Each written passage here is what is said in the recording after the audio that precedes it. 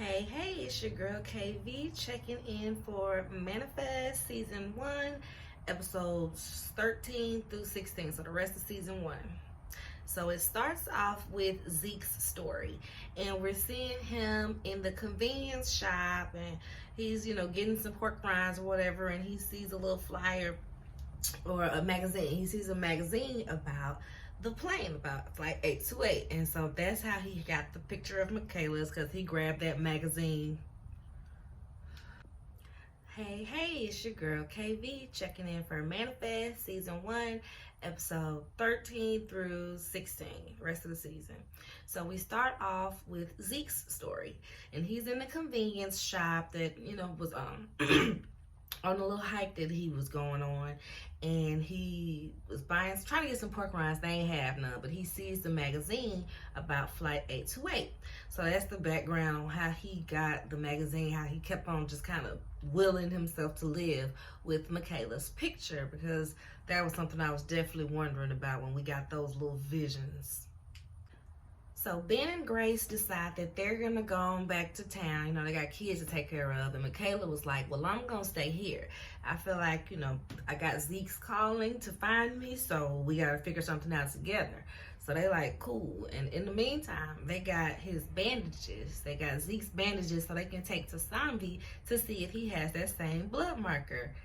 He does. So it's like, okay, this big mystery now on how does he have this same blood marker that they have if he didn't have a stroke, he has no history of stroke, and he wasn't on the plane. So he had to have had the same type of occurrence, clearly at a different time. So Michaela stays with Zeke, and they both have this go back vision, and they're trying to figure out what they got to do. They figure they got to go back to the cave, so they get ready to go back to the cave, and nothing really happens. And that they see a pentagram, like some type of little two people holding hands, and they think, okay, well, this is us having to conquest something together. We got to find something, so here it is. So before they had went on the hike to go back to the cave, Michaela had went to the convenience store for supplies. Of course, he wants some pork rinds. Apparently that was his thing. And she sees a missing persons flyer with Zeke's picture on it. So she kind of asked the clerk, like, what happened to him? And he's like, oh, that guy, he probably went up there to off himself after his sister died the year prior on that same mountain. So it's now like, we getting somewhere with Zeke's story. So next, Jared Julio is coming over there to Ben and Grace's house looking for Michaela, and somebody throws a brick, got a red X on the door. So they, blessing that the cops was there to go ahead and call it in and figure out what's going on right on the spot, looking for this guy. So Grace wants to tell Olive about everybody's callings and visions, because she feel like she shouldn't be separate and not knowing what's going on with Cal. But Ben, he's still afraid. Ben is afraid, so he's not going to tell Olive yet. So once Zeke and Michaela get to where they going, nothing happens. They still trying to figure out, okay, well, what does it mean? Why is nothing happening? What are we supposed to be doing?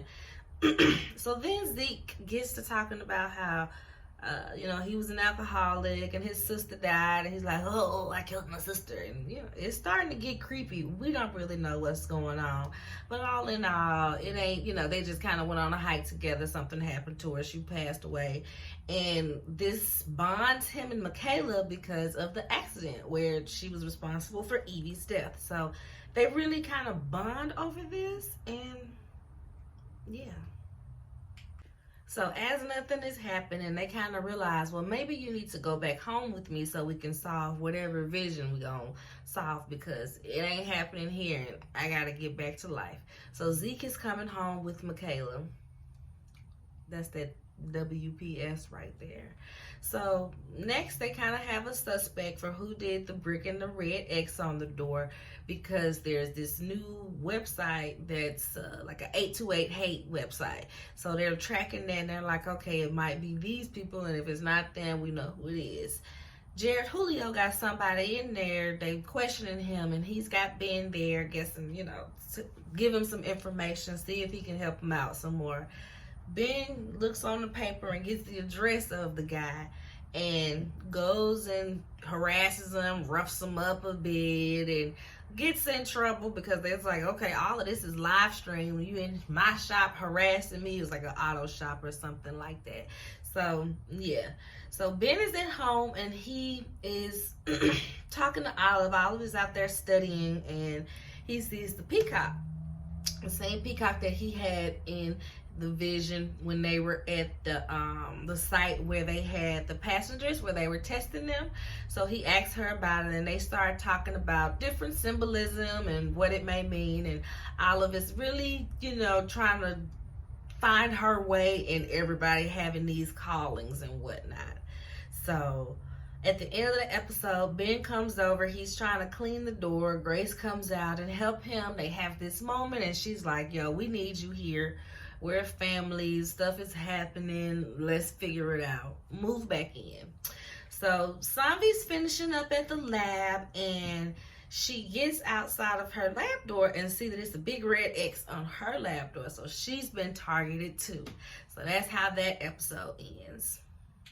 So episode 14 starts and Michaela wants to invite Zeke to stay with her since he ain't really got no family and they got to figure out these callings. So it's best that they have these callings in the same place so that they ain't got to be trying to call and all that extraness. So he about to stay with Michaela. Of course, Jared Julio is not okay with this. So yeah. So we see the black passenger, I think his name was Adrian. He has started a Church of the Return, honey. And later on in the episode, Ben confronts him about it and tells him, like, you shouldn't be leading these people on. You shouldn't be inciting them to feel this way and to be so gung-ho. Like, essentially, you don't know what you're doing, bro. Stop inciting these people for whatever it is. But Adrian was 10 toes down. He said, baby, I'm a prophet. This is what I'm doing. Get with it or get lost, honey. So Zeke has a vision of a wolf being in the hallway while he's at Michaela's house. So he's thinking, oh snap, I gotta protect Michaela from some wolf or whatever. And at the same time, Cal is having a nightmare. They're coming. And they trying to talk to Cal about it, but he's very uneasy. He thinks that his pictures are making the things happen. So he don't want to draw no more. He don't want to talk about it no more. And we find that out because it was looking like Zeke was the wolf for a while, but we realized, okay, now he needs Zeke to figure out these callings. So here's this unlikely team getting together to figure this ish out. So Sanvi is at work like always, and this lady comes into her office wanting help with her husband's cancer case. She, he doesn't have long to live, and she found out about her cancer with the children and wants a chance with her husband. Sanvi's trying to tell her, I do pediatric cancer. I can't do nothing for your husband. We can't get him in the trial. There's nothing I can do for you. But for some reason, Sanvi ends up going to this lady's house to visit the husband and to check him out and to see what his case is. He's on his way out and he knows it and she know it, but the wife is just, she cannot hear that. That's not an option for her. And he's trying to let her know, like, girl, like, just let me go. Stop bothering this lady. Alice, I think her name was. Alice pulled a gun out on Sanvi, like, treat him now. Treat him. And so, in the meantime, Ben is looking for Sanvi. So he's like, seeing Sanvi. He goes into our office and sees this pamphlet on the ground about Adrian's church. One of the believers that came by. So he sees it and starts investigating, grabs the pamphlet, goes to the church, and talking to Adrian is like, I can't find Sanvi, yada, yada, yada. He just like, whatever, there's our prayer board, look at the prayer board, something about the prayer board. And so Ben goes over to the prayer board and he sees a message about a lady trying to pray her husband's cancer away, and looks at it with the pamphlet that was in Sanvi's office and realizes this is the same handwriting. So he takes it and he goes there and sees Sanvi is indeed being held up. He gets Michaela involved. They come on in and and they see Michaela sneaking in. They see Michaela, well, the husband sees Michaela sneaking in, and he's like, Alice, hold my hand. So that Alice don't see Michaela coming in and they can capture her crazy butt, because he dying. He can't deal with all this. He's just like, girl, calm down. Don't hurt her too bad, but take her crazy ass away, because this is too much. So Lourdes finds out, she figures it out that Michaela and Julio Jared have slept together, so she goes to her to confront her, which is I get it, that's your husband, but it's such a weird thing to me. It's like, girl, you need to just take that L, because you married this girl, fiance. Yeah, it's been 5 years for y'all, but it's been like a week for her. So if it's still some feelings there and it's still what it is, I mean, it is what it is. I mean, you took that girl husband, essentially. She was going to marry that man eventually. She was going back and forth, but she did decide that she was going to be with him. So you swooped in and, saved him, took him, however you want to look at it. You Stevie J the situation, basically. So Michaela wants to go talk to Lourdes, but she's not there. And Julio comes outside and he's just like, come on, it's time for us to be together. She knows she left. We did what we did. Ain't no taking it back. This is how it was supposed to be in the first place. Like, I don't understand. Ain't that what we wanted? And Michaela is like, no, not really. Not like this. It was supposed to be the right way the first time. Not all of this. This is a mess. We can't be together after this. You've been sleeping with my best friend. You've been trying to have a baby and all that. Like, what I'm gonna do with that? So next up, we see that the Major is indeed looking for Cal as the Holy Grail, and they want to weaponize these callings, these visions, once they understand them. So they trying to study them as deeply as they can, because they want to weaponize this stuff to, do all the espionage and get all this out of this country and just America. So we go back to the house, and Olive, she's just like her daddy. She got her little serial killer board up trying to analyze the pentagraph and the peacock and everything. She wants her way into what's going on with this family now, and this is the only way. And it's stuff that she's already interested in. So go, Olive. Press forward, my good sis. So finally, they are digging the van up out the water from the robbers, and they finally have convinced Cal to draw. They're like, this is not predicting that they doing all this stuff, like, draw a picture of this lamp on the ground broken. And then they wait a while and be like, okay, the lamp ain't broken. Okay, draw a picture of us with $1 million.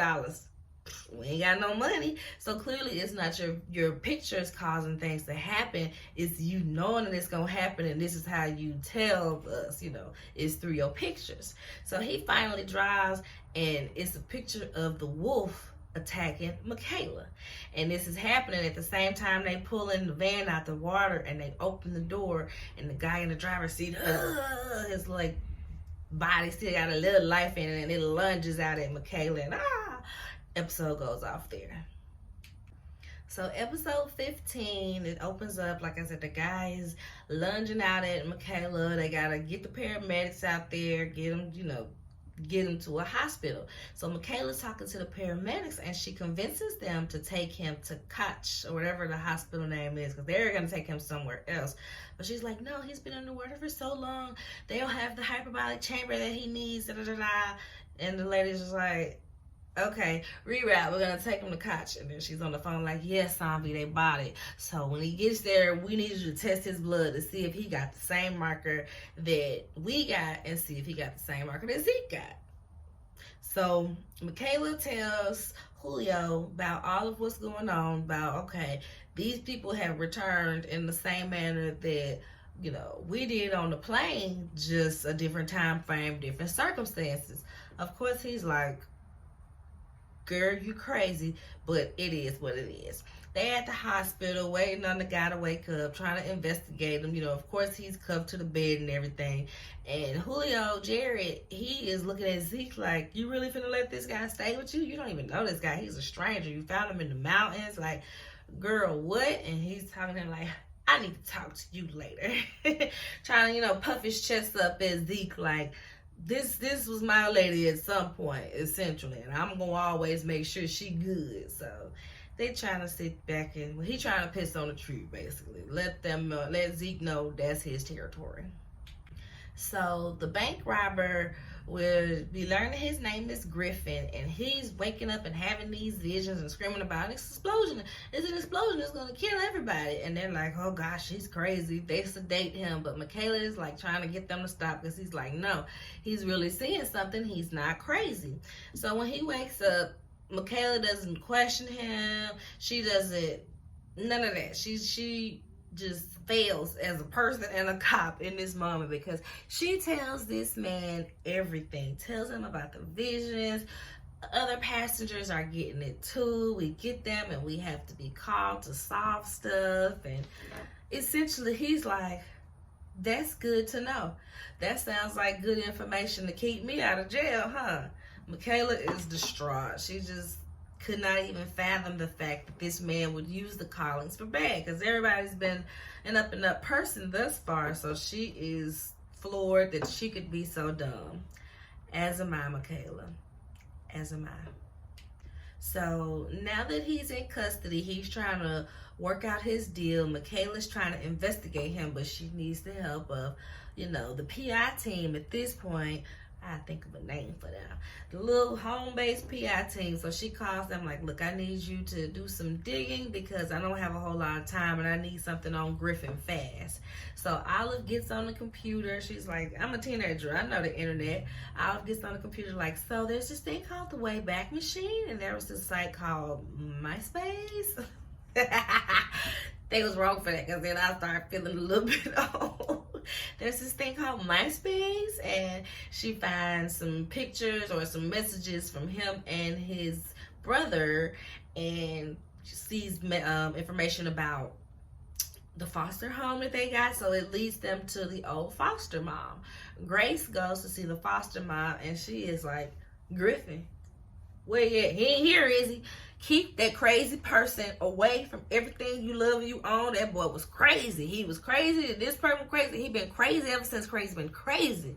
Stay away. Like, the foster mom was just like, nah, girl, I don't want nothing to do with him, and you shouldn't either. So now we see Savi in the hospital, and she is just having all these panic attacks. Now, mind you, she got the red X on her door, and she just been held up at gunpoint trying to save this cancer patient, or see if she can save this cancer patient. So Savi really need to sit down and talk to somebody, but Savi is gonna Savi for a while. So we're gonna see how long we'll see how long that'll be. So next, Griffin works out his deal with the bombing and everything. Oh, if I tell you where it's sent, then I can get out free. So they go and they defuse the bomb. They find it, defuse it and everything. And everybody's just cheering, yay, yay, yay. But as they're out there, Michaela is still seeing this wolf. So she's like, oh man, what's happening? And that's the end of episode 15. So the last episode of season 1, episode 16, opens up with them at the beach, just truly enjoying life. They, joking about, what if we just stay? We should just stay. Forget going back to life, where Kyle has cancer, where we got these bills, all this stuff going on. We need to just stay in Jamaica and just live and be happy. And it's such a opposite of what's really going on at home, because they all sitting there depressed because they like, dang, this bad guy, he a killer and a robber, and now he going free. Is this how it feels when y'all can't answer the calling? Is it always this down in the dumps? And Cal is spazzing. He is mad as hell, throwing his little toys, breaking his stuff, just going crazy. And they like, whoa, what is happening? Boy, calm down. You can talk to us. And he's like, I can't talk to y'all. I can only talk to Zeke. So we flash over to Zeke, and Zeke is fighting his urge to drink. They actually had one of my favorite rap songs over here, which was so random. I don't want to say racist, so I'm going to say random, which was so random. He in the liquor store, and I guess the clerk is black or whatever, I'm guessing. I don't even remember. I just heard Reverse by, who was that? Vic Mensa, Vince Staples. What, I don't know, child. One of them V's, but reverse, and that's going on. And he's fighting the urge to drink. I think he does buy the bottle, but he doesn't quite drink it. So we'll see where this goes. So at the hospital, we've got what might be a suspect, but it's like it's one of those things where, yeah, it feels too obvious to be him. So it's this weirdo researcher guy that's like all up in Zombie's research, which, I mean, that's what they do. So of course they're gonna be excited when they see some new stuff. So he is offering to help. He wants to write an article about it. He like, girl, we can get published and then do a lot of stuff. Like, let's get this done. And she's like, no, I'm straight. So next we see that Cal's visions is tombstones for him, Michaela, and Ben. And he didn't want to tell them. That's why he could only talk to Zeke. So, sadness. So Griffin is getting ready to go on the news. They all get to stop him calling, and they're like, dang, we got to stop Griffin from going on the news, to blowing everything up, telling all our business, having people looking into this, and knowing that we're genetically altered, and he is a part of the umbrella of what happened to the Flight 828 passengers. So as he's going to the news station, he's outside, and he just starts upchucking all this water. There's just all this water coming out, and then he just drops and dies. So everybody is looking like, what in the world just happened? And essentially they realized that he was dying in the way that he was supposed to die because he drowned. So there's that. So while all of this is going on, Michaela sees Zeke, and he looking real weird. So he's like, oh, okay. So he kind of shuffles off, and Michaela goes to find him, sees what's going on. Zeke got a gun in his pocket. He got the vision to stop him as well. So Zeke was like, I knew I had to stop him, so I was ready to stop him by any means necessary. Like, whew, that was a close one. Like, what if I shot that man? So Michaela's like, oh, I was supposed to stop you. So next, with the help of the hometown PI team, they realized that Griffin was back the same amount of time he was gone. So they're realizing, like, dang, he had a death date. Do we have a death date? And that's when Cal's drawing, he got dates on there. It's like June 2nd, 2024 is their death date, 5.5 years after the plane returned. So, of course, that's, like, Jesus Christ, are we gonna really die 5.5 years after we came back? We shall see. So just about every time Zombie is having these panic attacks at work, there's this doctor, Dr. Matthews, that always sees her. And I personally feel like he's the one that put them red X's on the door at this point. But he always sees her, and eventually he comes over and is like, hey, you need to talk to somebody. You should, talk to this lady. She's a good therapist. I've been to her before. She keep everything on the hush-hush, because Zombie is like, I don't want people to think I'm crazy. I don't want people to think, I can't handle my research and I can't handle what's going on. So I just want to lay low. But eventually she ends up going to the therapist. And y'all, it's the major. It's the major in there. So we know that this is about to be some mess. So next we find out that Grace is pregnant. Grace has a calling. No, not yet. But Grace is pregnant, and she don't know who the baby daddy is, if it's Ben or if it's Dante Danny. So we gonna see about that. So next, Julio Jarrett goes to confront Zeke, because he making sure that Zeke ain't on no funny stuff around Michaela and everything. So he goes to confront him. They get into this whole little fight, this whole little squabble. Boom! Guns goes off. That's the end of season 1. Do I need to fix this? I feel like it look a little sleepy.